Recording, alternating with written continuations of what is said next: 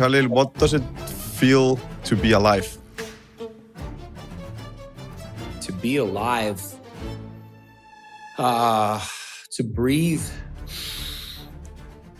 in and to experience, to be present and aware and vulnerable. You haven't always felt like that.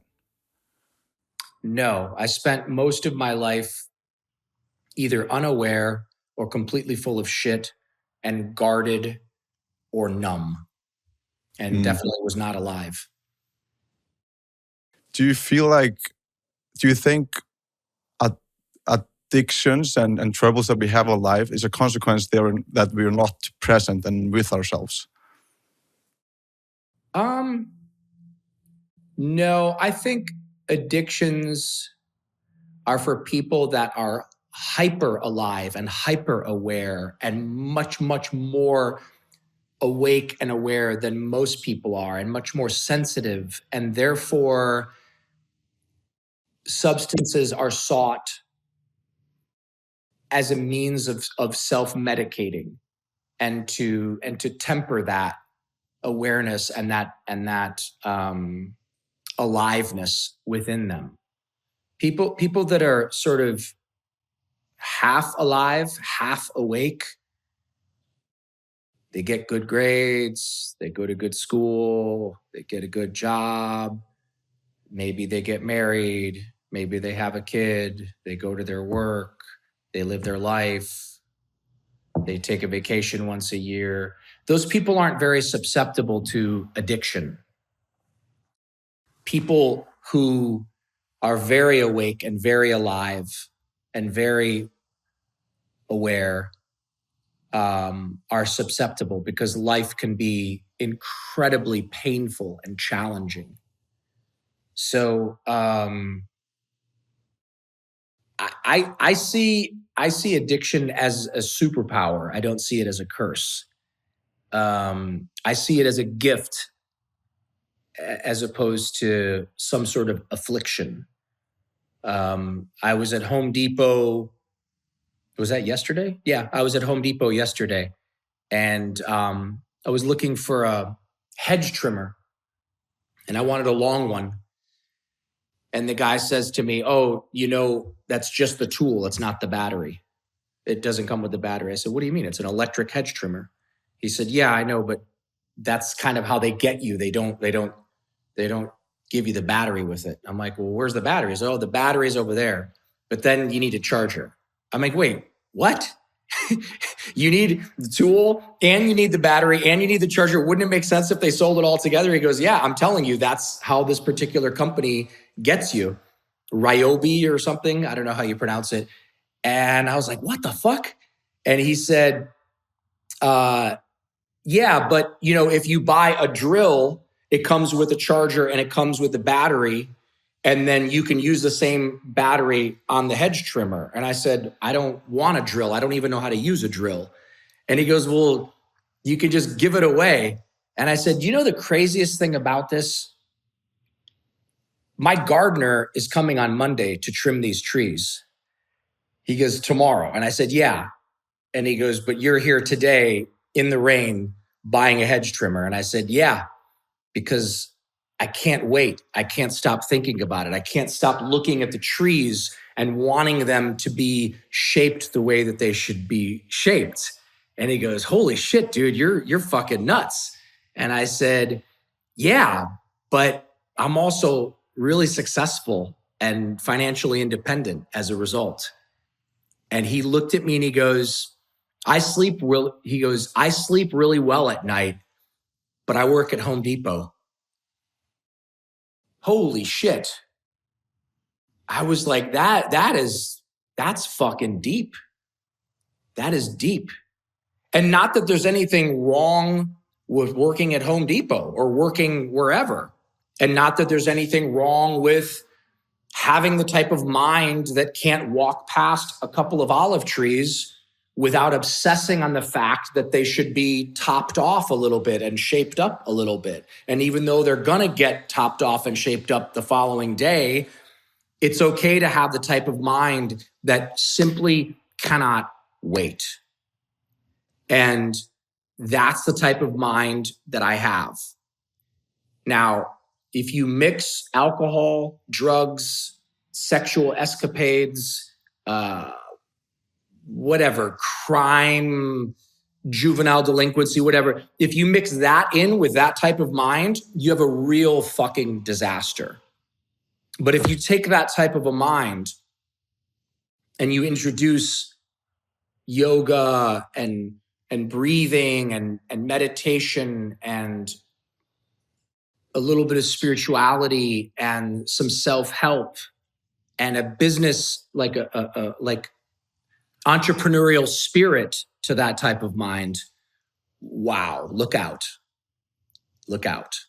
Now, the man that helped me yesterday, who was an amazing guy, like I really felt like a brotherhood with him when he said that, because I was admitting that I was crazy and he was admitting that he was simply happy having a job at a Home Depot and he slept very well. He's probably very happy. And I am oftentimes stressed the fuck out. But this is the path that I've chosen. And this is the mind that I have. And these are the cards that I've been dealt. So, yeah, I look at addiction much, much differently than other people look at it. Mm-hmm. Before I continue, Khalil, do you see yourself like clearly? Clearly? In the meeting? Yeah, in the meeting. I'm stopping the podcast interview a little bit because you're hurting a little bit your video.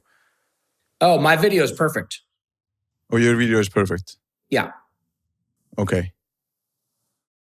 Is yours not clear? A little bit blurry on your side, and sometimes it's a hard time to hear you. But your network connection is good? Yeah, it's full. Okay. It's full bars. All right. And you're stable now for sure. Okay. Okay. So I'll start again. So what you're saying is that if addiction is channeled into a specific thing such as entrepreneurship or business, then addiction can be a superpower.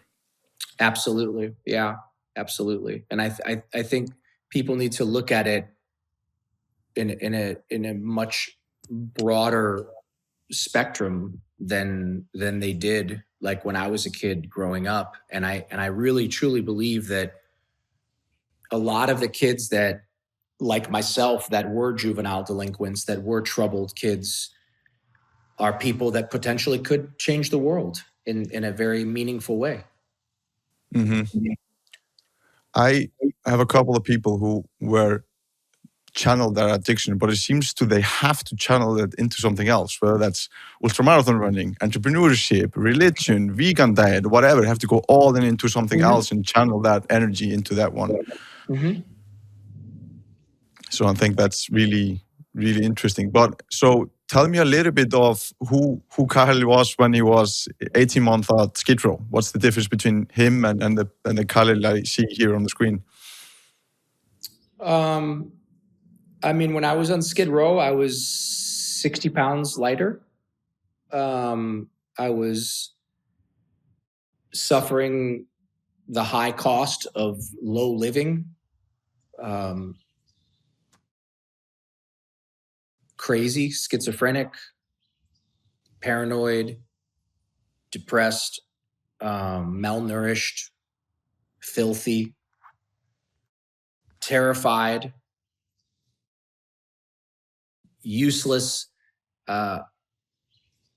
taking advantage of the system, on welfare, on food stamps, taking the handout, doing bad shit with the handout, just being a detriment to society. That's who I was then. And now I'm 60 pounds heavier, 170 pounds, very fit, happy, productive. I employ over 500 people. And do some good stuff in the world, stuff that I do my best not to talk about, because I was taught very early on that you're supposed to do good things and not tell anybody about it.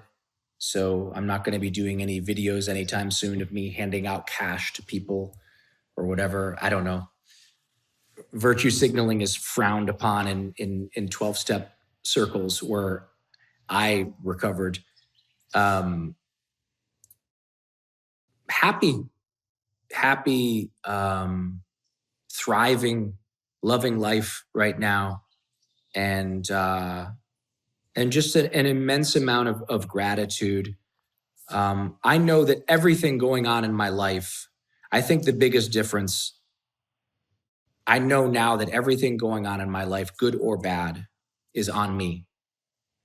And at that time, when I was on Skid Row,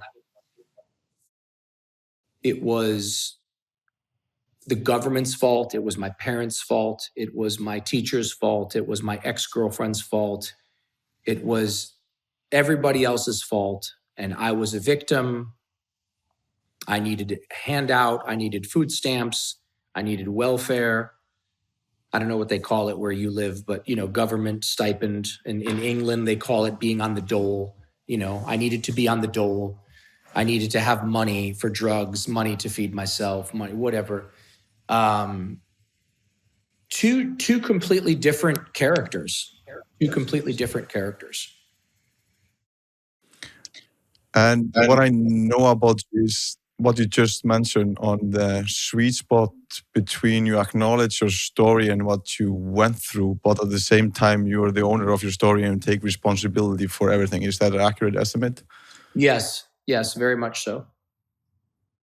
Very much is so. that because often you hear it to be either way, either people are a victim or they are like responsible but not owning like what happened in a sense, but it feels like you have the balance of like not looking over your past story, but at the same time like acknowledging that happens, but at the same time acknowledging that you're responsible in a sense, like holding both at the same time. Yeah. I mean, look, I don't want to diminish how fucking horrible my childhood was. The things that were done to me, and the violence and the sexual abuse and the neglect and all of the shit that took place in my childhood, a lot of it is unforgivable, right? A lot of it is really just truly that should never happen to a child. Having said that, it happened to me when I was a child. So the challenge is, I think people take that with them and then they never let it go. Okay, so some really, really bad shit happened to me. Okay, I can acknowledge that. And I can also, to the best of my ability, even though many of those actions were unforgivable, I can at least develop some sympathy for the people that were involved. And when I begin to develop some sympathy, I can begin to detach myself from the situation. My mother grew up during World War II. My father was in Palestine when the United Nations turned Palestine into Israel. They lost their land. They had to go live in tents like refugees. Not minimalizing, but just realizing that some really bad shit happened to me. There's some very good reasons how and why, and there's some color and some context as to how and why. But at the end of the day, I'm not going to take that with me into the present moment because it doesn't serve me. You're from Iceland? Yeah. So imagine if when you were in Iceland in the wintertime, and your mother and your father dressed you up the way they would dress you up to go outside in Iceland in the wintertime when you were a child. And where do you live now? In Los Angeles. In Los Angeles, where it's pretty much 70 degrees and sunny all the time. Well, what if you were walking around in the same clothing and gloves and hats and mitts and scarves that your parents put on you when you were a child? First of all, you would look fucking ridiculous. Second of all, you would be sweating profusely, right? Very uncomfortable and not being able to function at your highest capacity. So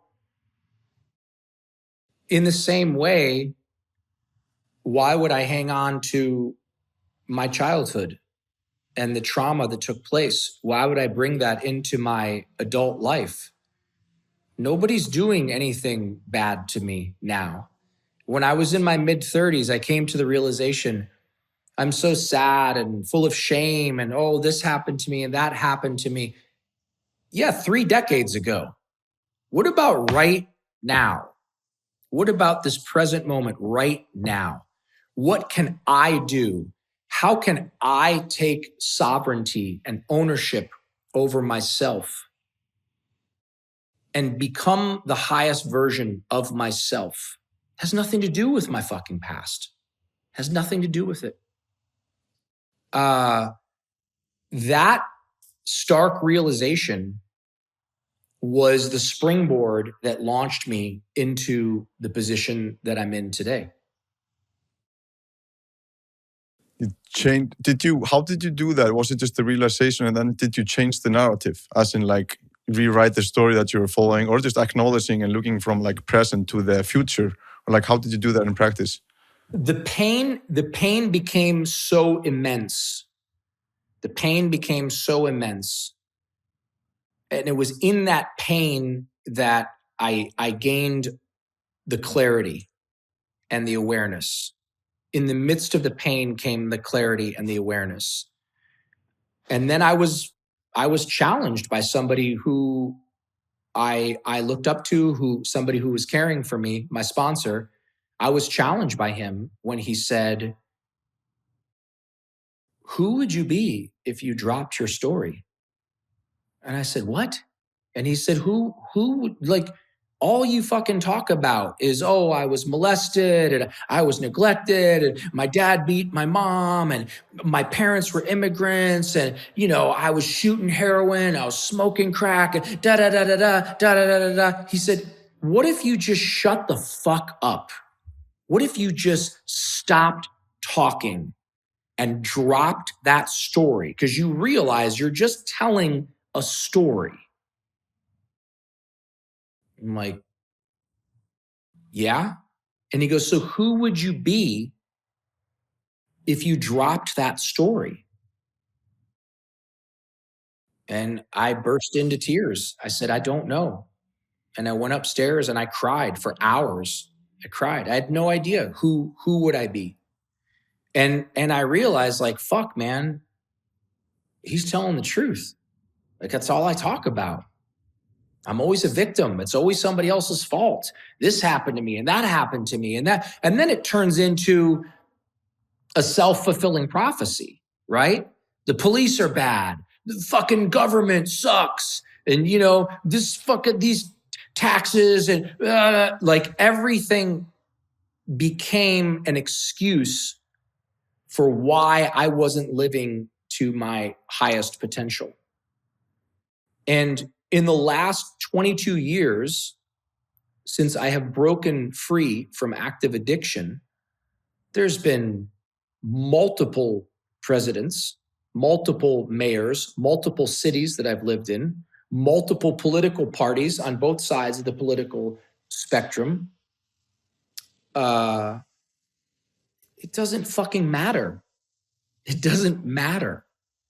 I am going to thrive and succeed no matter who's in office, whether it's the Democrats or the Republicans. I am going to thrive and succeed with I used to always think, the fucking police, yeah, fuck the police and those fucking cops and whatever. What kind of fucking mentality was that? Fuck the police. If someone tries to break into my house right now and kill me, who am I going to call? Your mom? My girlfriend's sister, who's really cute? I'm going to call the fucking cops, right? Who are going to come here and to the best of their ability, they're going to protect me. But as a child, as a youth, as a young man, I had this idea in my mind, yeah, the fucking cops. The cops they're bad. No, the cops are cops. What a fucking horrible, shitty job that would be to be a cop. I would never want to be a cop. I would never want to be a soldier. I would never want to be a garbage truck man. But there are people who choose that vocation. And my stupid, egotistical mind told me when I was young, I'm sure influenced by music, culture, movies, whatever, that the cops are bad and when I was a kid, the fucking Republicans, they're fucking evil old white men and they control everything and they're fucking evil and they're bad. And there was always like an enemy and I was always in a state of victimhood. Well, the Republicans are in charge again right now. And you know what? I'm doing pretty fucking good. And when the Democrats were in charge, Joe Biden, I was doing pretty fucking good. And before that, it was a Republican, and I was doing pretty fucking good. And the same cops on the street. In other words, all of those boogeymen that in my mind were these bad people that were preventing me from succeeding, and my fucking parents and my fucking immigrant parents. It's all bullshit. That is all a narrative. That's all a story.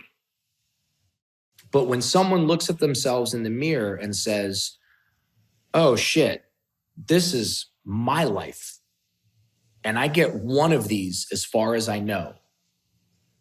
And what happens in this life, what I experience, what I breathe in, what I feel, what I live, as we started out,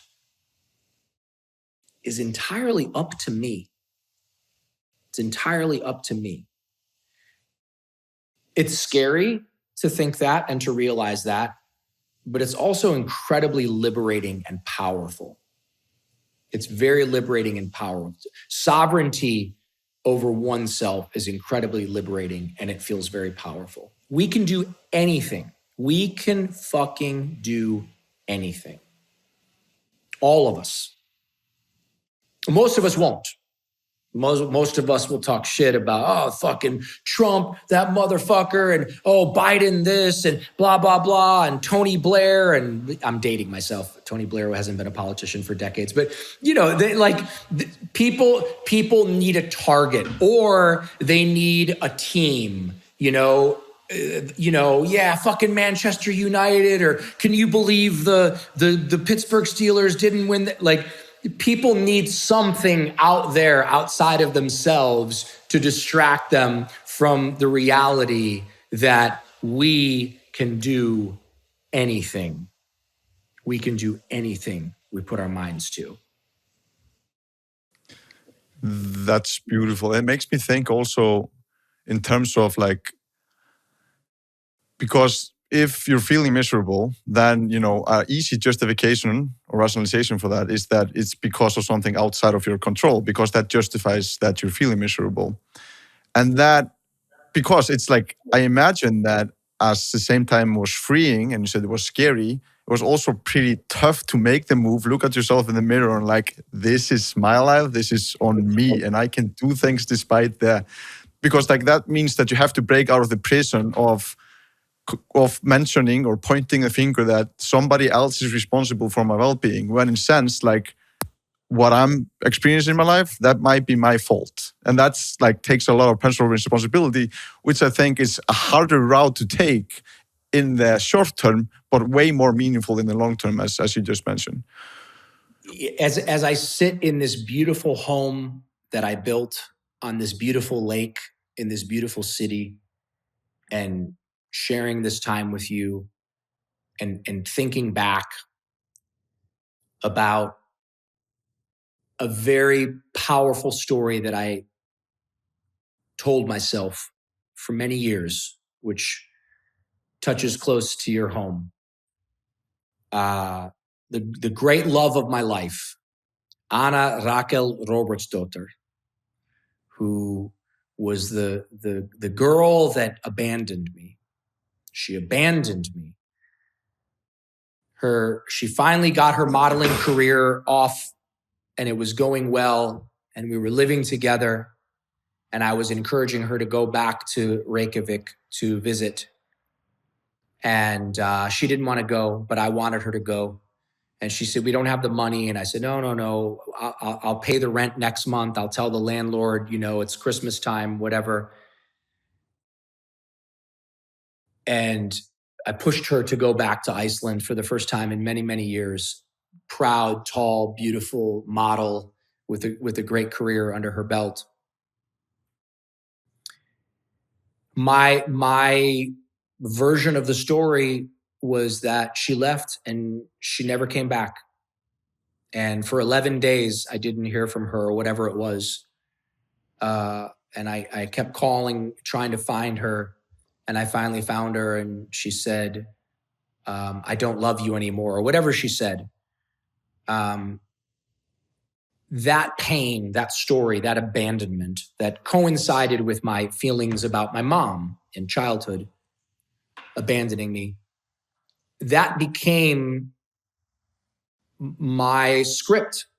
I was walking around with this script of pain that I was abandoned. I was abandoned. I was abandoned. I was abandoned over and over again. The love of my life abandoned me. I gave her everything. I built her up, and then she abandoned me. She left me. She broke my heart. It wasn't until I took all of the alcohol and all of the chemicals out of my system for a sustained period of time. This was maybe 8 months. And with that same guy I was telling you about before that was asking me, what was my part in this resentment that I had? Because who do you resent? Well, I resent Anna. Obviously, she abandoned me. Oh, she abandoned you. Okay. So what's your part in this? What do you mean my part? She fucking abandoned me. And that's one of the reasons why I ended up shooting heroin. That's one of the reasons why I was living on the streets. She abandoned me. She broke my heart. He says, I got that. But what was your part? I said, I didn't have a part. He said, you didn't have a part? I said, no. And I meant it. And he said, did you ever yell at her? I said, did I ever yell at her? I'm like, yeah, I fucking yelled at her. He goes, oh, you did? I said, yeah. He goes, did you ever call her names? I'm like, did I call her? Yeah, when we were fighting, I would say, yeah, you fucking stupid bitch. Or you were, he said, stupid bitch. I said, yeah, we would fight and I would scream at her. He said, oh, scream. So not just yell, you would scream at her. I said, yeah. And he said, did you ever hit her? And I'm like, no, I'm not a fucking animal. He goes, you never hit her. I said, no, I mean, I slapped her a couple of times. He goes, you slapped her. And I was like, yeah, we were fighting. He goes, so you hit her. I'm like, I don't know if you want to, get technical about it. Like, okay, yeah, I guess, yeah, I hit her maybe twice. He said, did you ever cheat on her? I said, Robbie, what kind of a fucking question is that? He goes, I'm asking you a question. Did you ever cheat on her? I said, Robbie, that's what guys do. We cheat. Men cheat. He goes, really? All men cheat. I'm like, don't be a fucking dick. Men cheat. That's what we do. Men cheat. You cheat. Like, yeah, men cheat. He goes, all men. I'm like, I don't fucking know, dude. I don't know all 4 billion dudes on the planet, but like, yeah, men cheat. And he just shook his head. And he said, no, men don't cheat, actually. A real man does not cheat. And a real man does not hit a woman.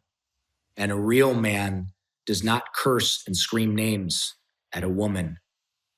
And I feel really fucking sorry for you right now, but I got to tell you something. I said, what? He said, she didn't abandon you, Khalil. She escaped. She escaped. And I fucking crumbled. I crumbled. I fell on the ground and I crumbled and I cried and I cried and I cried. And for how many years was I telling myself that this woman abandoned me? She didn't abandon me. She was too good for me. I knew that. She was too good for me. She was too pretty. She was too tall. She was too good for me. I wasn't good enough. Somehow we ended up together, but I wasn't good enough. And I knew I wasn't good enough deep down inside. So I acted out. I cheated. I argued. I yelled. My biggest fear was that she was going to leave. That was my biggest fear. And I wish I could have just said that, like, hey, I'm really scared that you're going to leave. But instead, I would say things like, well, if you don't fucking like it, you should fucking leave. I would say the opposite because I was trying to protect myself. So that's what I'm saying when it comes down to like these stories. Because the truth is, even though I wasn't good enough, even though I didn't measure up to Anna, knowing her as well as I knew her, if I just would have been fucking honest and not cheated on her, not screamed at her and called her names, and just told her, like, look, you're 6 feet tall. You're really beautiful.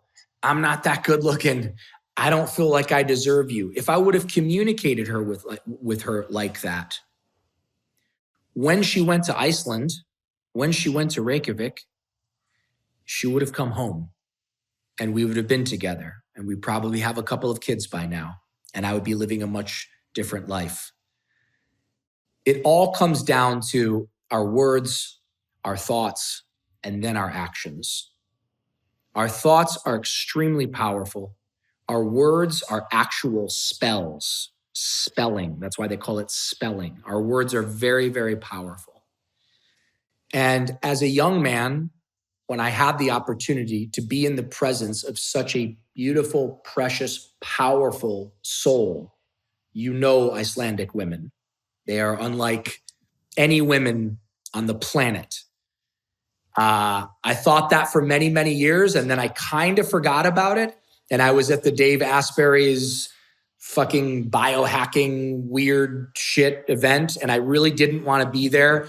And I was coming around the corner, and my friend was like, "Hey, you gotta meet this girl. You gotta meet this girl." And of course, I'm gonna forget her name. But I walk up, and he says, "This is, I don't know, like Ragna or something like that, whatever it was." And it was this Icelandic woman from the television show Vikings. You know what I'm talking about? Yeah. And she's this 6 foot tall, flawlessly beautiful, perfectly angelically beautiful woman. And I like go to shake her hand and she fucking hugs me. And I just about crumbled into her arms. And I was so shaken up. And I looked at her and I said, "Oh, sorry, nice to meet you. I'm just like, I've got like a weird thing in the past about Iceland and this and that." And she said, "Really?" With the Icelandic accent. She goes, "Really?" She goes, "Can you explain?" I'm like, "Now?" She goes, "Yes, now." I'm like, "You sure?" It's kind of a long story. She goes, "I have time." I'm like, "Okay." And I was able to tell her the whole story of Anna, which Reykjavik is a small town and they're similar in age. And of course, this is not going to surprise you. They know each other. And I was like literally like choking up with like tears in my eyes as I'm telling her this story. It was so gnarly. So, listen, it is what it is. I believe Anna is married now and she has children and she's living this incredible life. But the point in me going on and on about all of this is, to anybody out there who thinks that there's any excuse as to why they're not living the life that they believe that they should be living, that's just a story you're telling yourself. That's a story. If you're living in Kansas City, Missouri, and you want to be an actor and you're pissed off because you work at Pizza Hut, you got to quit your fucking job and get in your car and drive to New York or drive to LA, and you got to go get some bullshit job and you got to start going to auditions, right? If you're living in Upper Peninsula, Michigan, and you're upset that you didn't start a famous pizza chain and you want to be rich and have a private jet and whatever, you need to go somewhere where you can find the greatest recipes for pizza. And then you need to start making pizzas for every fucking person that you know. And you need to do it every single day. And it might take you 10 fucking years. And you might have to move to a place like Palo Alto where there's tons of VCs and people with lots of money. But sooner or later, you're going to make a fucking pizza for somebody that says, this is the best fucking pizza I've ever had in my life. Let me help you start a pizza business. I could go on and on and on with different scenarios like that. But if you want something, if you desire something, if you want to create something, you can do it. But what are you willing to give up in order to get it? And are you willing to drop the masks, stop being full of shit like I was most of my life, completely full of shit, wearing masks, lying, cheating, behaving poorly, drinking, drugging, all those terrible behaviors, gambling, all that shit, porn, all of that shit. Are you willing to arrest those behaviors and set them aside? Those behaviors that are robbing you of your life force. Every time a young man sits down and looks at pornography, he is literally throwing his life force into a tissue or into a sock or down a drain. That same life force not only can create a child, but that same life force can make you a multimillionaire, a fucking billionaire, if you're willing to work hard enough. But you got to set that porn aside. You got to set that gambling aside. You got to set those video games aside. You got to set that binge watching Netflix aside. You got to set whatever your fucking distraction is, because all those different distractions that I just mentioned, those are all the works of the devil or the darkness or the absence of light, whatever you want to call it. That's there to keep you numb and dumb and just rotting away. But if you sincerely seek the light, and if you sincerely seek success, want success bad enough, it's there for all of us. You grab the spark of God that you are created from, that is within you, and you focus on that spark and you build that spark. You eat your good food, you drink your clean water, you get your sleep, you do your squats, you do your push-ups, you do your exercises, you do your walking morning meditation, your walking morning gratitude list. You go in nature, you hug the fucking trees, smile at strangers, pick up trash off the ground, shift your fucking paradigm from victimhood into hero, and get on that path towards your becoming the hero in your own story. I became the hero in my own story. Painful, a lot of work. If you don't want to suffer and you don't want to go through pain, keep looking at that porn. Keep your drinking, keep smoking your fucking weed, keep hanging out with the boys, drinking the beers and watching the football, watching Manchester United or whatever the fuck. the Oakland Raiders, or just stay distracted. If you want greatness, get to work and get ready to get kicked in the fucking nuts over and over and over again. But greatness is there. It's waiting for you. It's right outside your comfort zone. Thank you for sharing that. I'm really curious about the years in your life, because everything is true, and I imagine that you got this information and this action over a long period of time, and you developed as a human being and matured, and you took the things that are being destructive to you. It takes time. It takes a lot of time, a lot of effort, in which you just mentioned. I'm curious about it's rarely maybe a linear process. It's maybe like up and down, up and down, up and down.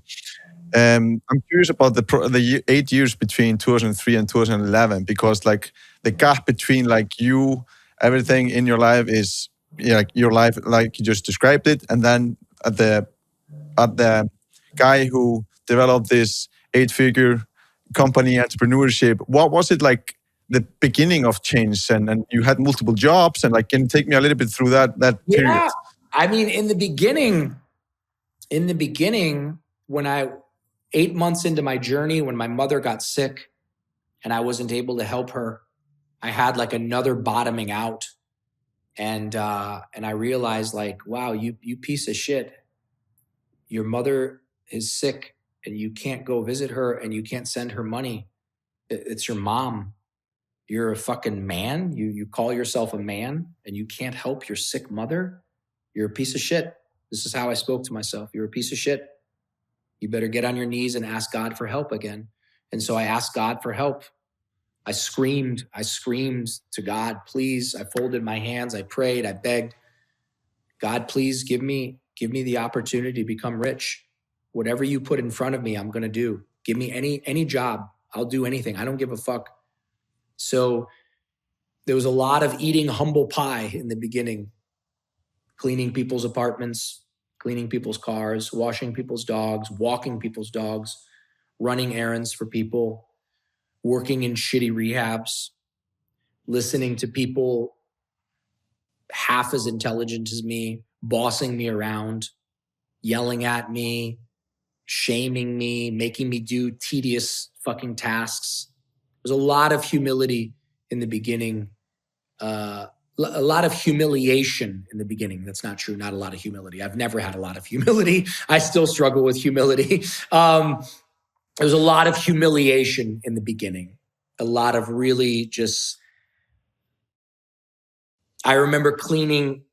There was a couple, these two guys, really great guys, but both of them were very open about the fact that they had HIV, and they were on medication for HIV.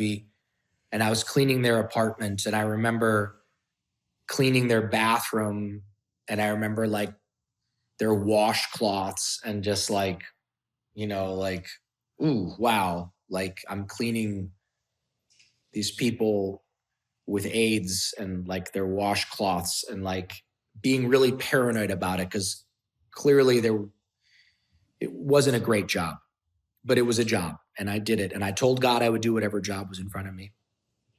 I remember like being paranoid about that filthy washcloth and taking it downstairs and like putting it in the wash or whatever.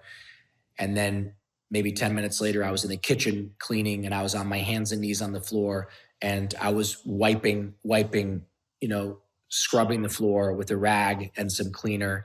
And as I moved my hand, I went to go under the stove. And when I went to go under the stove, there was a piece of metal that was sticking out, and it caught my finger.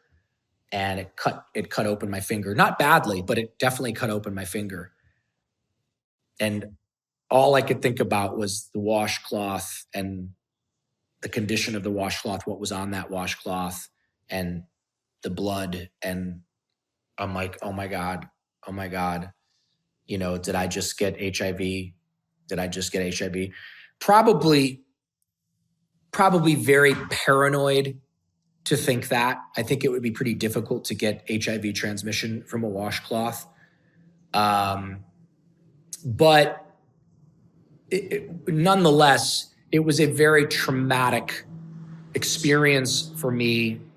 And it was there was humiliation there.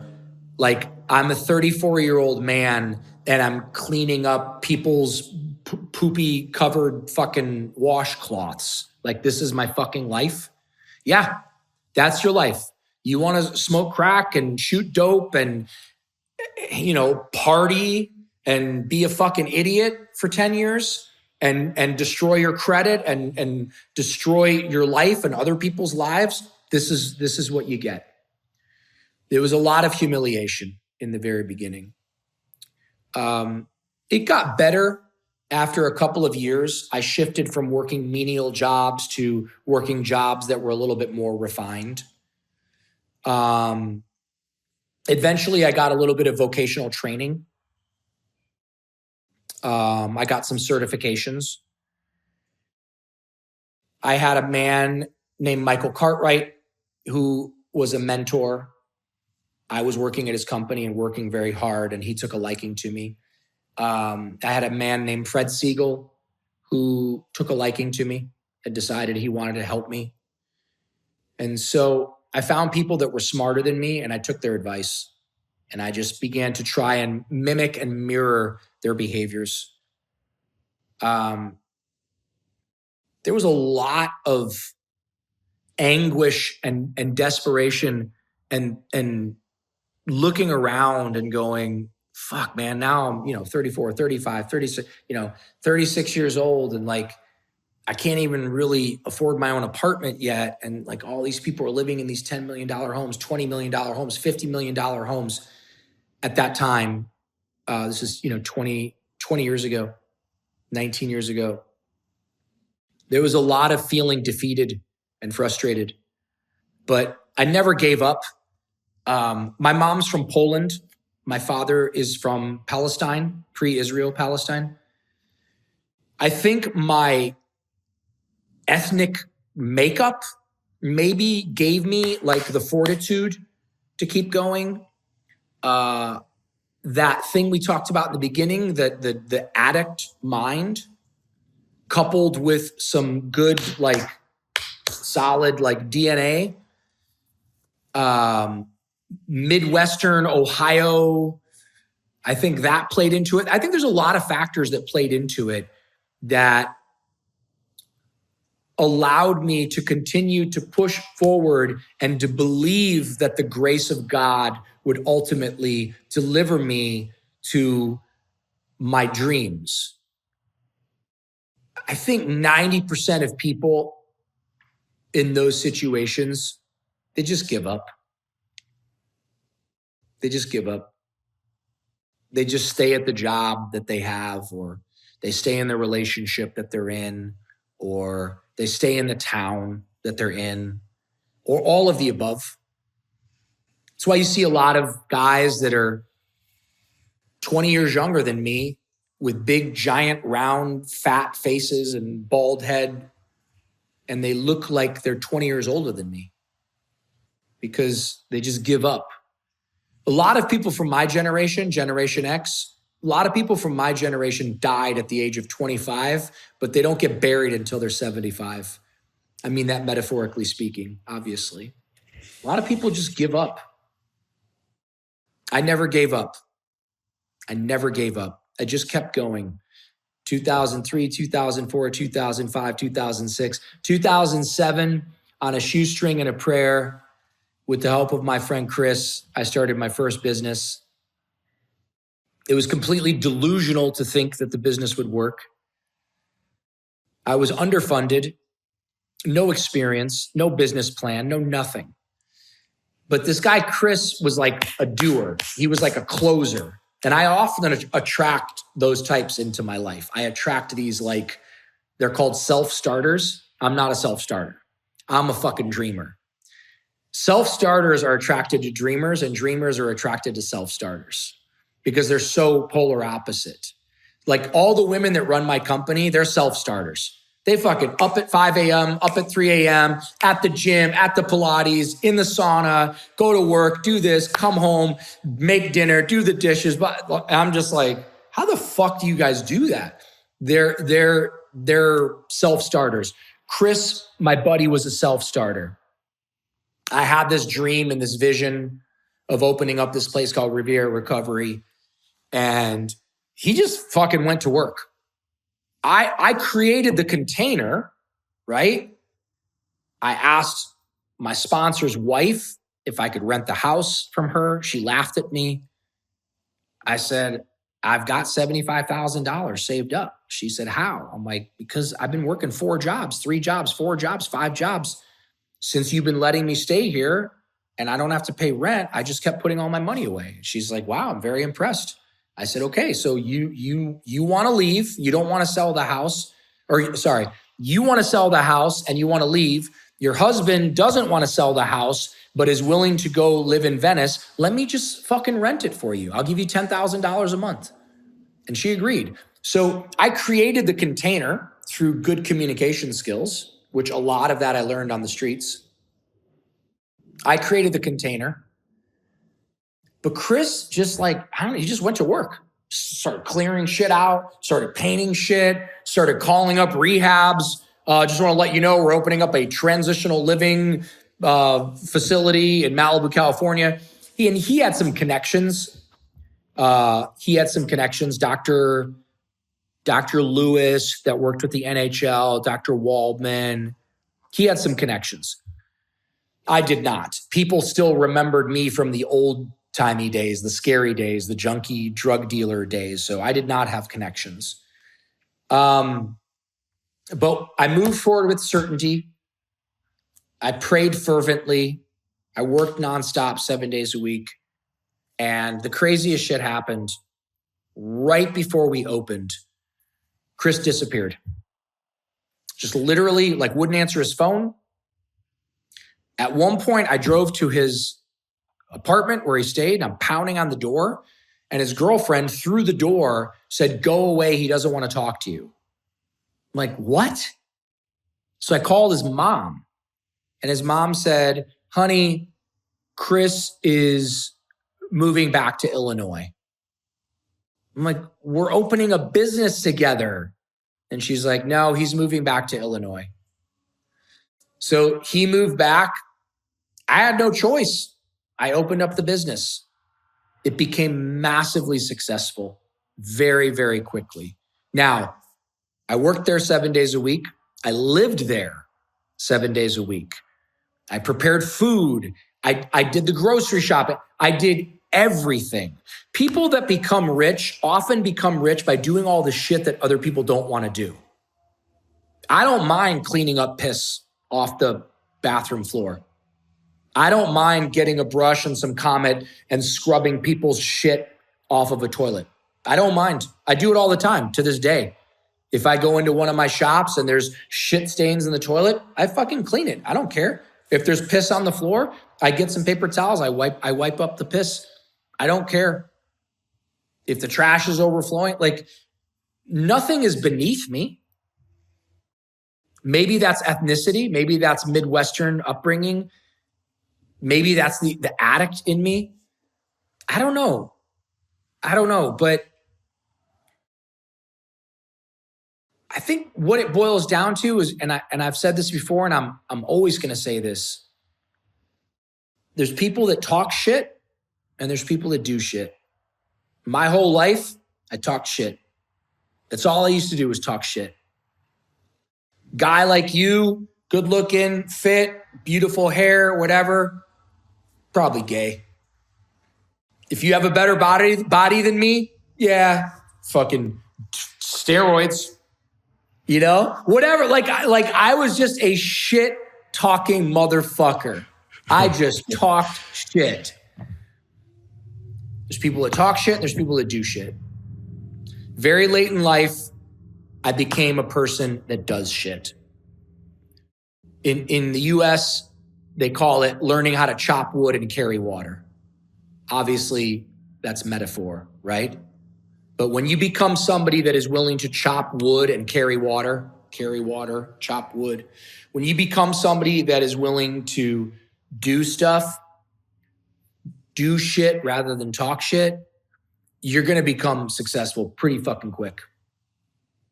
Pretty quick. So yeah, that's what happened from 2003 to 2011. I stopped talking shit for the most part. And I just started doing shit. I got up every morning early. I became one of those early morning risers. I was always that dude that slept in until like 11 in the morning, sometimes noon, always. In those formidable years, I don't know how or why. I mean, I guess because I couldn't sleep because I used to be a fucking heroin addict. So I couldn't sleep that good. But like 5 a.m. would roll around and I would just fucking get up. Even if I didn't sleep at all, or even if I only slept a few hours, I just got up and I started creating that habit of getting up early. You get up at 5 o'clock in the morning and establish that as a real habit. Take about a year to establish that as a real habit. You will find things to fill those early morning hours that if you got half a fucking brain cell, you will find things that will promote your success. You'll become more physically fit. You'll become smarter. You'll become a better communicator. How many fucking books did I listen to on Audible? How many podcasts did I listen to? How many fucking YouTube lectures? Back then we had CDs still. So how many Dr. David Hawkins CDs and fucking who's the guy that they just tried to cancel? Deepak Chopra, 7 Spiritual Laws of. I put that shit in my head day and fucking night. I put the porn away, stopped pounding my fucking carrot, started focusing on the prize. The prize was financial independence. So yeah, that's what took place from 2003 to 2011. Mm. And then you were, if I was reading, if the information is correct, you then were you serving smoothies at that place, and then some people came to the place to get just the smoothies, and you realized like, I have something here, and that was the beginning of SunLife Organics. Yeah, crazy side story. Chris, who did end up moving back to Illinois, his brother stayed. And when I opened up Riviera Recovery, his brother's name is Kerry. He's a fucking great guy. He's a lawyer now. His brother Kerry would show up all the time in the morning. He wasn't a client at Riviera Recovery. He was just my buddy. And he'd be like, hey man, can I get one of those fucking smoothies? Can I get one of those Wolverines? And I loved it. It made me feel good because people wanted something that I was making. And I made us a blender of Wolverines. That was my original smoothie, the Wolverine.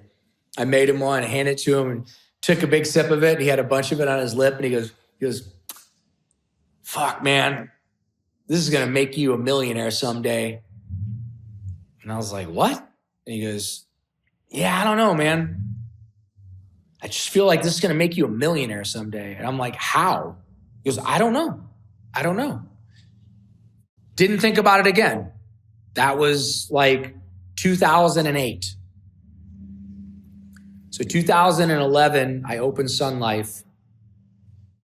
He ends up ultimately moving back to Illinois, graduating from law school. I think it was 2013. He comes back to Malibu to visit. And he comes into the store and he's looking around and he's like, you did it, man. You fucking did it. And I'm like, thanks, Kerry. He goes, God, this is so great. I'm like, thank you. He's like, you must be so proud of yourself. I'm like, nah, not really. And he's like, well, this is really great. And so orders, gets a smoothie, and we go sit back at the table and we're drinking the smoothie, and he goes, he's using a straw this time. He's like, yeah, I was right. And I'm like, about what? And he goes, you don't remember? I'm like, no, I don't know what you're talking about. He goes, you don't remember what I said about the Wolverine? I'm like, no, Kerry, I have no fucking idea what you said about the Wolverine. He goes, you don't remember when I said this is going to make you a millionaire or something? And when he said it, the fucking hairs on the back of my neck stood up. I'm like, oh my God. He goes, yeah, dude, we were in Robbie's kitchen. I'm like, oh my God. I remember that. He goes, yeah, I was right. It was an amazing moment. It was an amazing moment. I'll never forget that moment. I believe that. Are you proud today, looking back? What's that?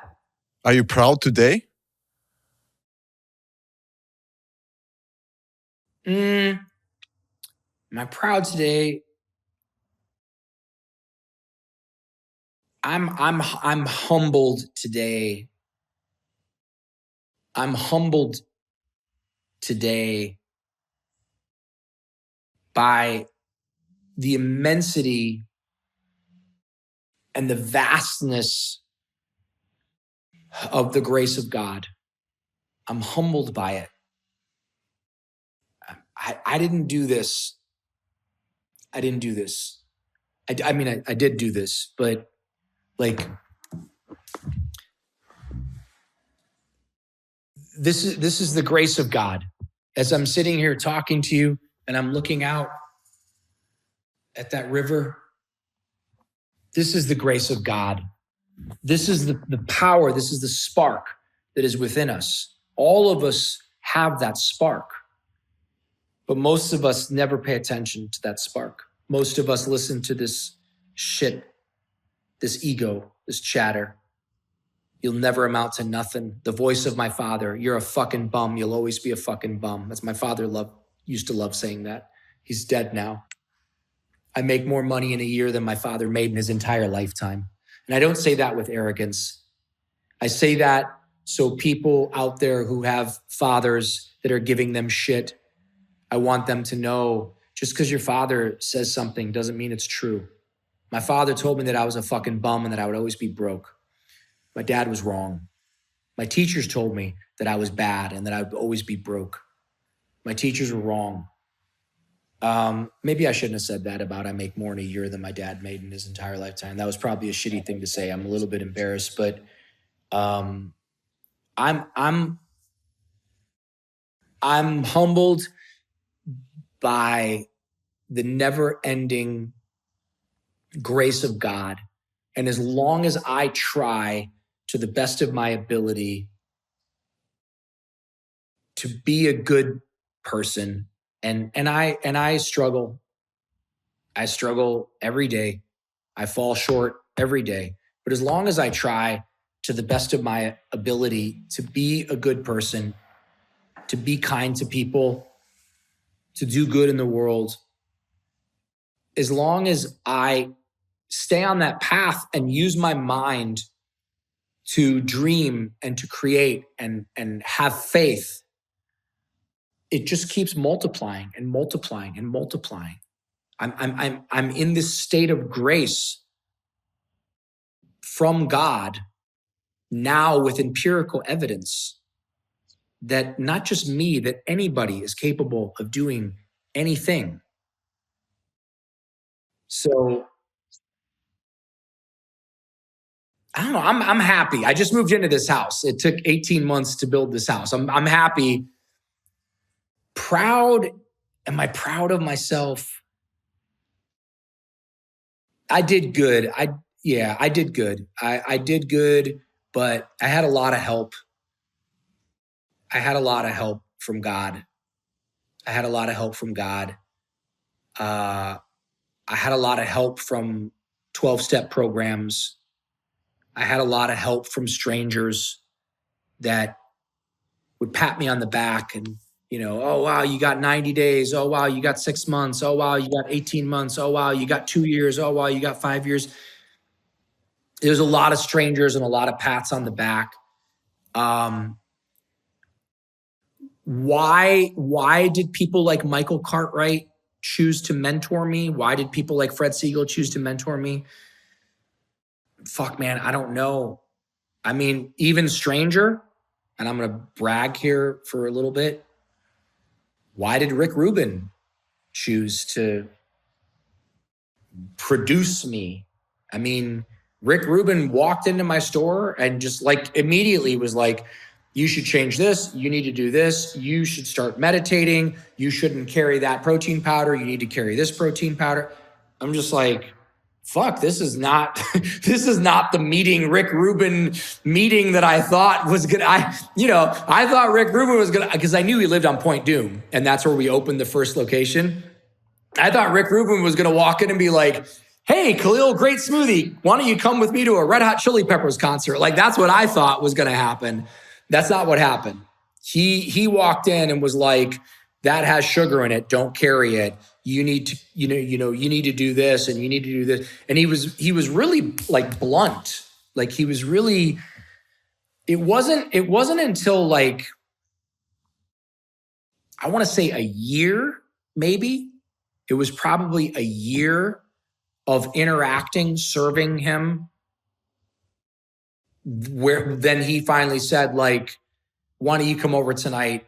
We're gonna do sauna and cold tub. This is like 2012, 2013. Why don't you come over tonight, do sauna and cold tub? And that door opened. But the grace of God and learning to not put masks on to try and be somebody else, but just be me. Like I am not for everyone. I am a lot to handle. There are probably many people who tried to listen to this podcast and got turned off by the sound of my voice or something that I said, or the fact that I have so many wrinkles in my forehead or gray hairs on my head or whatever it is. I'm not for everybody. I don't fucking care. I don't want to be for everybody. My goal, my purpose is to be me. I just want to be me. I don't want to be anybody else. This is my life. And to quote Father Anthony DeMillo, I'm here to do my dance. And if my dance pleases you, that's great. And if my dance doesn't please you, that's great also. That's beautiful. Was I reading the correct information that you were a part of the board of directors for a Tibet monastery? Yeah, I was for many, many years. I don't do that anymore, only because the Tibetan Lama that I'm very close with, Ken Rinpoche, which is his like nickname, his real name is very long. He stepped down he's now like 85 years old. So he has stepped down, and I was very attached to him. Most people assume that I'm a Buddhist. I am not a Buddhist. I am not anything. I don't represent any religion. But I did a lot of work in the very beginning with Ken Rinpoche and with the construction of the Tashi Lumpo Monastery in India. I was very involved with that for many, many years. I met Robert Thurman, who's an amazing guy. I don't know if you know who Robert Thurman is, Uma Thurman's father. He was a professor at Columbia, I think, professor of theology, maybe. I met some really, really cool people being involved, but my goal was to lean on my fancy friends with all their money to get the money to create that monastery, because that was arguably the most important monastery for the preservation of Tibetan Buddhism in the world, because the Panchen Lama is, still in captivity, and Tibet is occupied by the Chinese. And I don't understand any of that shit, and I hope I'm not pissing anybody off, but like, I met this old dude that wore a robe and chanted a lot and seemed to have a lot of light and God coming from his eyes. And he asked me for help. And I did whatever the fuck I could to help build that monastery in southern Tibet. And then he asked me for help to raise money for the Siddhartha school in India as well. And I used my connections to not just get the Siddhartha school built, but now it has like an endowment, and it is, I'm not supposed to talk about this shit, I don't think, but this is some of the stuff that I've done. Yeah, I've been involved with stuff like that, but that's not like, I shouldn't be bragging about that stuff or humbly bragging on a podcast. But I've done work with different charities, but I'm no longer on that board. I asked them to remove me from the board as a board member, because my relationship stays with Ken Rinpoche. Also, my job is done. The monastery's built. It's thriving now. Anybody can go there and experience it. And that I'm proud of. That I am proud of. What makes you proud of that? Is that because you contributed a lot to something more like beyond yourself, or make something happen? Yeah. Yeah. They were trying to like raise money and they were doing a terrible job at it. And I was like, first of all, why would you try to have a fundraiser at this particular venue? Like, this place sucks. It's windy. It's noisy. Like, I'll talk to my friend who's got a big house, and I'll invite some famous people and some rich people, and we'll raise all the fucking money you need. And this Lama was like, really? I'm like, yeah, I know some people. Like, let's do this shit. And we developed this incredible friendship. But I'm not a Buddhist, and I'm not a good guy because I made that happen.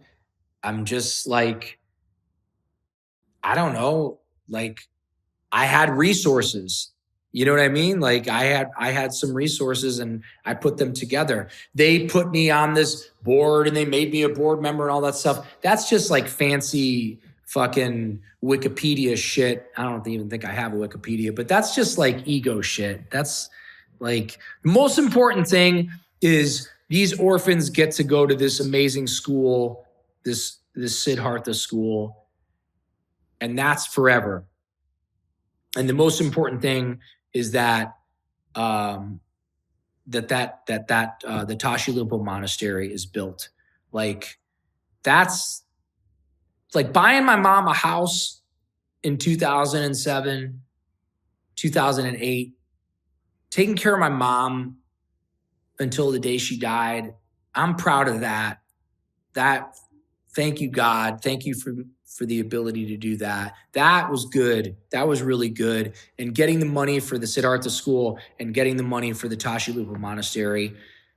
You know, this other stuff, fancy houses, fancy watches, fancy necklaces, all that stuff, like, that's cool. That's ego shit. And I love it. I like shiny things, but I'm not going to pat myself on the back for great financial success. Like, my goal is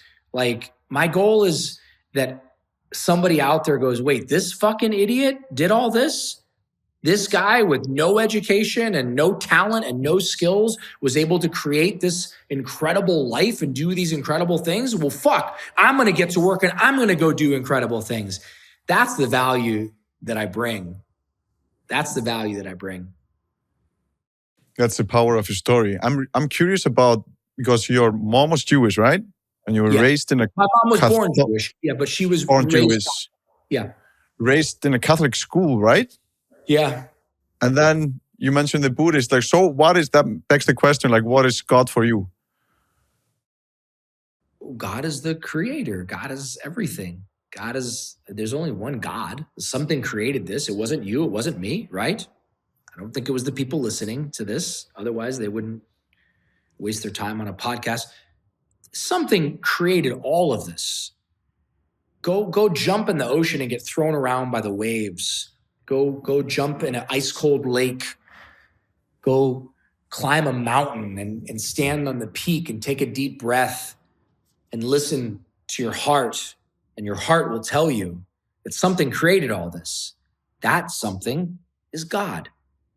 And I give reverence to God. I praise God. I praise God. I praise God. Thank you, God. Thank you, God. God is the creator. God doesn't care what hat I wear or what necklace, what beads, that's all ego shit. That's all man. How many times was the Bible handed down and retranslated and went from Aramaic and the Hebrew and then this and that, like it's all man. I don't get hung up on that shit. I don't get hung up on that shit. There's a creator. It's all of this, and it's all of this. It's all of this, and it's all of this. It's all of this. That's God. That's God. And that creator, because something was calling to you to like the spirit that calls you to seek, be the best version of yourself, your higher self. But also the conscious that keeps you on another path. Like you shouldn't be doing this, you should be doing this. Like look at you straight in the eyes what you're doing wrong. I assume that's a part of it as well, or am I putting words in your mouth? No. You can put words in my mouth. I mean, we're the same. We're all the same. Yeah. The creator created all of this, and we should, to the best of our ability, we should do good. Just do good. Mm-hmm. Just do good. It was the creator that put that precious soul, Anna Raquel Robertsdotter, into my life. He sent me that perfect angel. And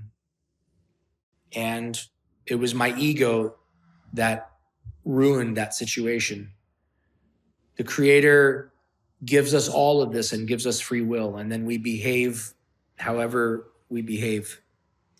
And as we get older, we get a little bit of wisdom and we try to behave better. It's a beautiful journey. Mm. Other than looking yourself in the eyes and what you did wrong, because I think heartbreak is one of the most difficult that men go through in their lives, like crushing their hearts. What would you recommend or tell guys or young men that have been recently in a heartbreak and are trying to navigate through it?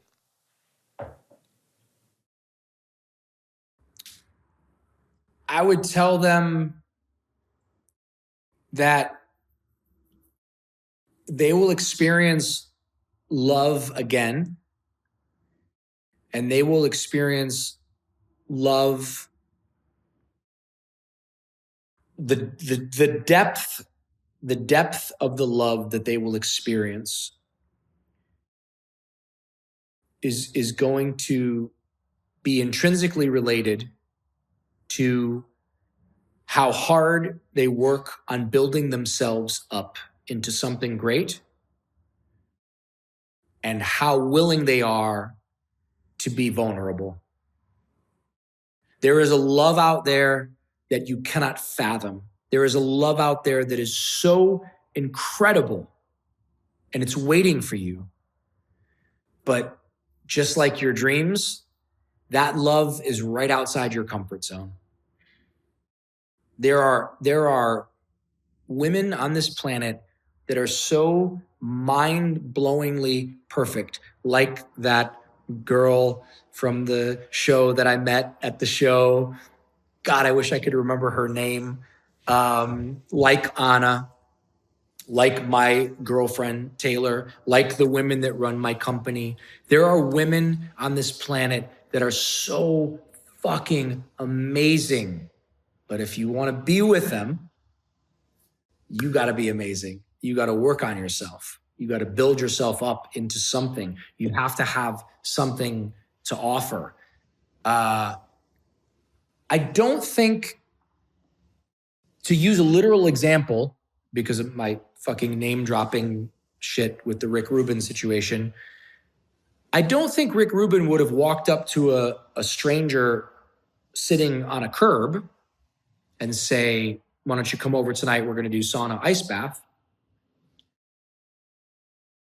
Rick Rubin watched for the better part of a year, observed me working my ass off, acting with integrity, speaking with integrity, being authentic, doing my best to contribute to society.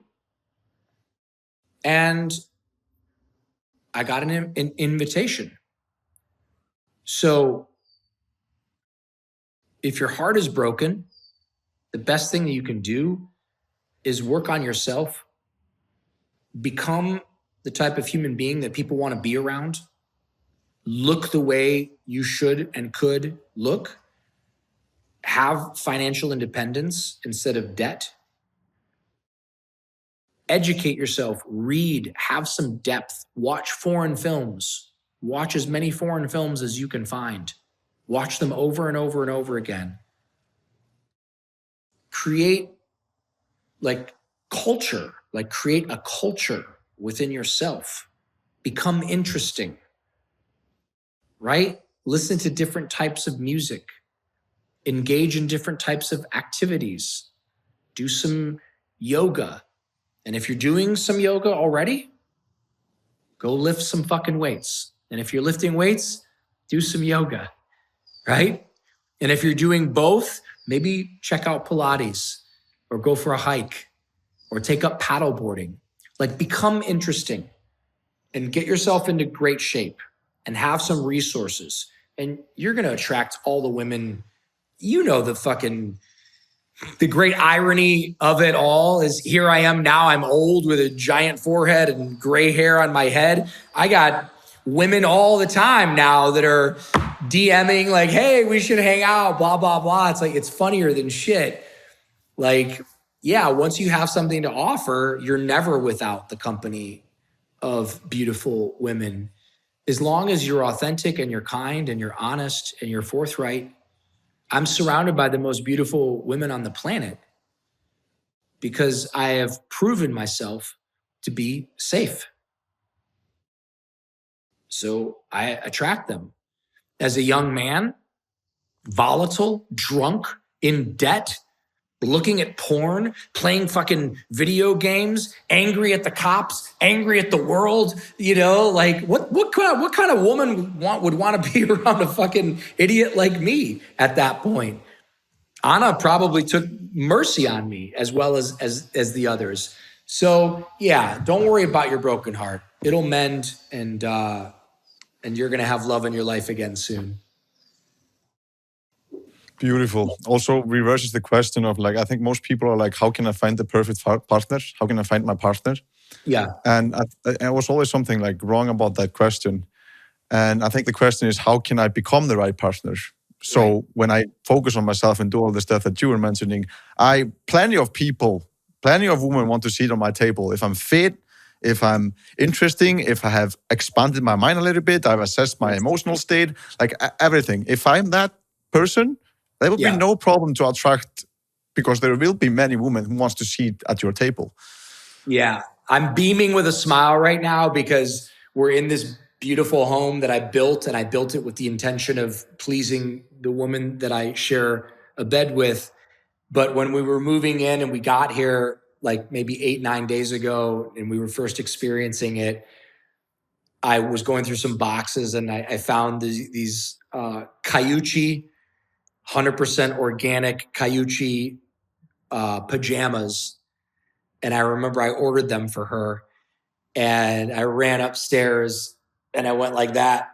And she looked at them and I'm open them. And she opened them up and she went like that. And she goes, "You are the best." And I said, "Yes, I am the fucking best." And it felt so good to say it because I meant it. I meant I am the best thing that's ever happened for you. And by the way, she's the best thing that's ever happened for me. And that's a great symbiosis. That is a great joining. It's a great figure eight. It's really cool. I go out of my way to bring value into her life, and she goes out of her way to bring value into my life. And it's not a competition, but it definitely feels like one sometimes. Always striving to bring more value to somebody else's life. And I do that with my friends too, and my friends do that with me. It's really fucking cool. I bet. 100%. I have a conversational game that I created called Unlock. I'm going to end the podcast with the routine of asking you a random question from the card deck. Cool. Let's see, let's take a random one. If you had to explain your life philosophy in one sentence, what would it be?